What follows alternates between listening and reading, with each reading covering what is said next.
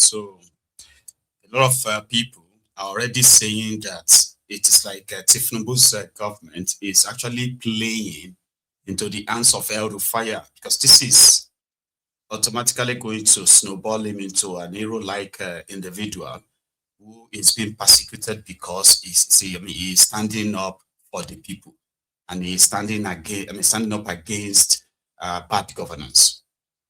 So with that, it can easily attract sympathy from the commoner people, while his own personal sins, like documented sins, will probably be watered down in that process. So Kolu and Ribadu are playing into that script very well. If it is now going to really work against them in the long run, time will tell, they say. But here is the supposed youth group within the ADC. You know, Elrufai is in ADC. They were with him last night. Performing ministers in the history of this country, the best brains we have. So for what happened this morning is quite a disgrace to our country. It's a disgrace to our democracy. Our democracy has been threatened because democracy can only strive with a healthy competition. And that's what we are doing. And that's what you are giving Nigerians. The ADC is a platform that brings hope to Nigerians. If there is hopelessness, what is next? It's anarchy. It is only the ADC, now that the people are gearing their ambition. They are putting their, ambition hopes together. So I want to use this opportunity to warn this administration that whoever is advising them is ill advising them. Because democracy must be given a free chance for people to strive. So on this note, sir, I want to assure you the Nigerian youth are not happy with what is happening. The international community are watching us. Africans are watching us. Africans are waiting for us to give them direction. And with what is happening now, this selective intimidation, selective arrest of opposition leaders is threatening our national democracy. And it's leading us to what you people have stood for, that there must be Nigeria, there must be democracy in Nigeria, and there must be opposition in Nigeria. So, sir, we are here. It's a visit of solidarity to you and the Nigerian youths, the ADC youths, the over 150 million youths are with you. And we hope that this government will listen to this. Less democracy strives. Let's have a healthy opposition. Let's have all what we are saying is not much. Let's have free and fair election. That's all. Stop intimidating and arresting our leaders. You are welcome back, sir. We are with you 100%.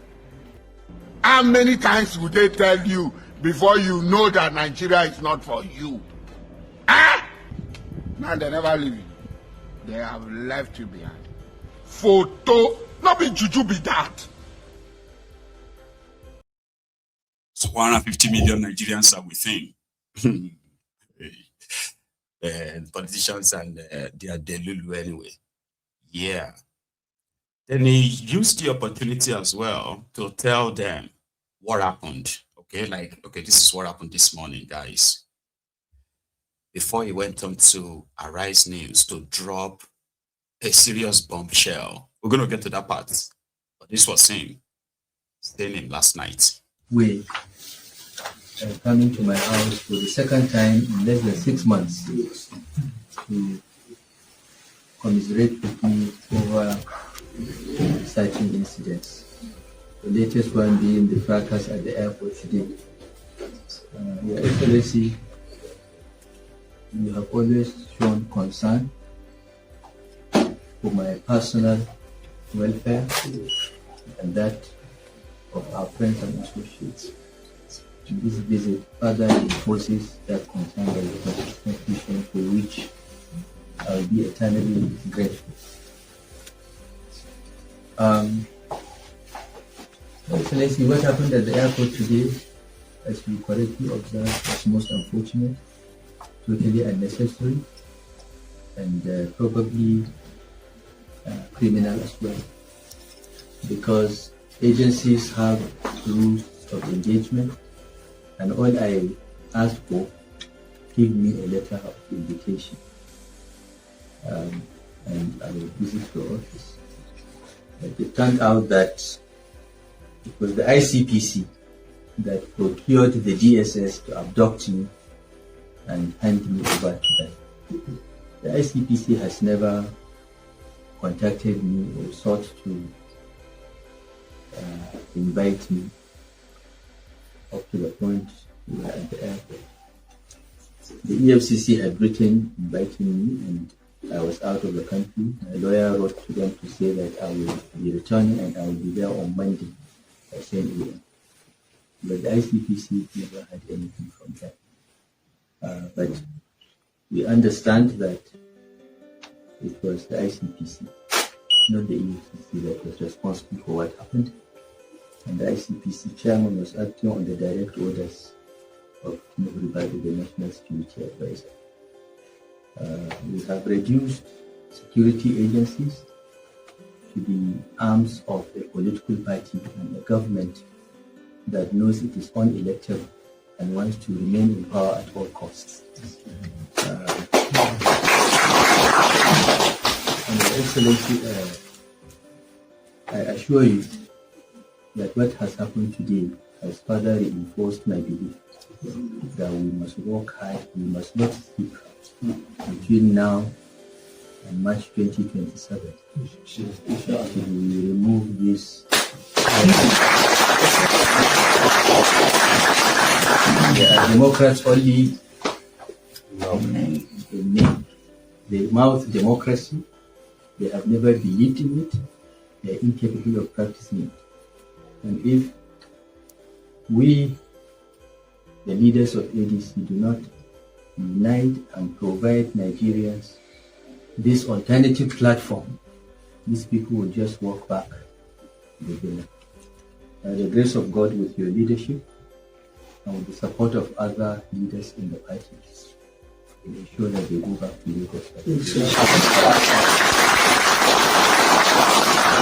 Thank you very much, sir, and I feel very encouraged by your care and your attention to matters relating to our party and the progress of this democratic journey. I want to thank you once again for visiting to commiserate with us.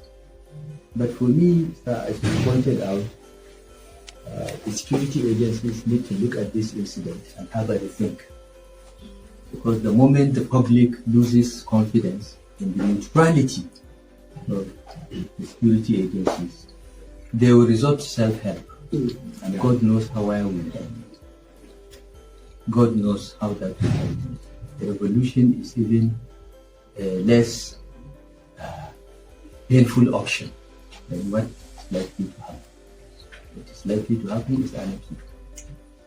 If nobody trusts the authorities to be fair, that will be anarchy. And I think we should have everything. Thank you very much, sir. And I want to use the opportunity to thank the passengers on the plane, many members of our party that came to welcome me, because it was the combined effort of the passengers that and a few of our leaders and members that came to receive me that said, no, you kill us all first before you take it. Yes. So Nigerians are not stupid, sir. They are not foolish. They may keep quiet, they may not shout, but they know those that are with them and they know those that are against them. And by the grace of God, next year the people of Nigeria will show that it is ADC that is with them. ADC that is against them. So thank you very much for coming. Elrufai, Kaduna Littlefinger. He continued to remind Kolu and his gang that if there is free and fair elections, they will be, inshallah, returned back to Lagos in 2027. Something that the Tinubu scam called a delusion, delusion of a confused man. That's how Dario Ogunlojo Sunday, that's what that one I put out there today. They said Elrufai is not hero. He's not a martyr. Elrufai is one privileged criminal that is operating in a corrupt system like that of Nigeria. I mean, I don't know. That's not how I put it. He said he is not a martyr. He's not a hero. He's somebody who has a trail of blood, right, behind him for his every step. 8 years of terrorism in southern Kaduna, and then the peace that is returning to them. That's what Tinubu scam put out. But as it is, like I said the other day, they've had their battle line drawn. And where this is headed, we may not have all the clarity yet, but still on the matter. Elrufai returned back to Abuja this evening to go and attend a special interview with Charles to tell it all. What really happened? What's going on? I mean, you and Ribadu, you were friends. Like, what went wrong? What happened? Well, he didn't tell us, but he did tell us his own side of the story, which is what happened at the airport. He said 50 DSS officials tried to kidnap him. He said Ribadu sent them to go and abduct him since they are aware that he will be returning back to Nigeria yesterday. But why? His answer. Well, I came out of the plane and a young man that is well dressed with a nice suit came to me and said, I am from the DSS, Department of State Security, and would like to meet with you in our office. I said, that's fine.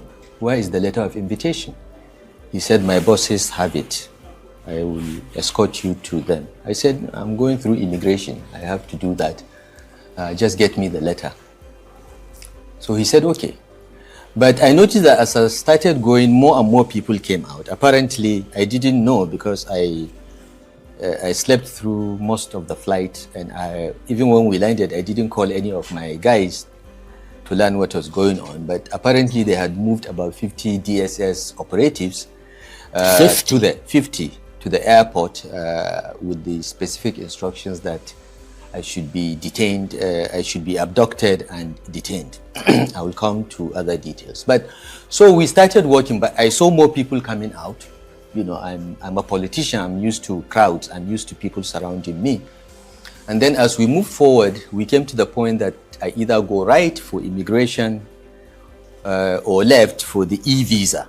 And the 2 officers came forward, one big fat one and another about my height, and said, we are from the DSS, sir, we are going this way.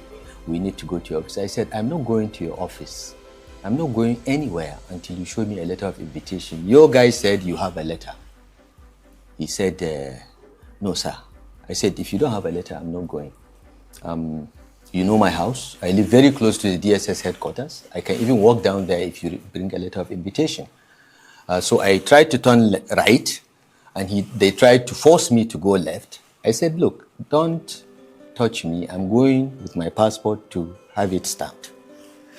And I'm not going where you want. He said, you have to go to where I want. I said, even the president cannot tell me I have to do anything. It's a free country, it's a democratic country, and I don't have to do anything that I do not wish to do. So you are just a middle level or senior civil servant. The president cannot tell me what to do. Don't say I have to. It's inappropriate language. And I turned right.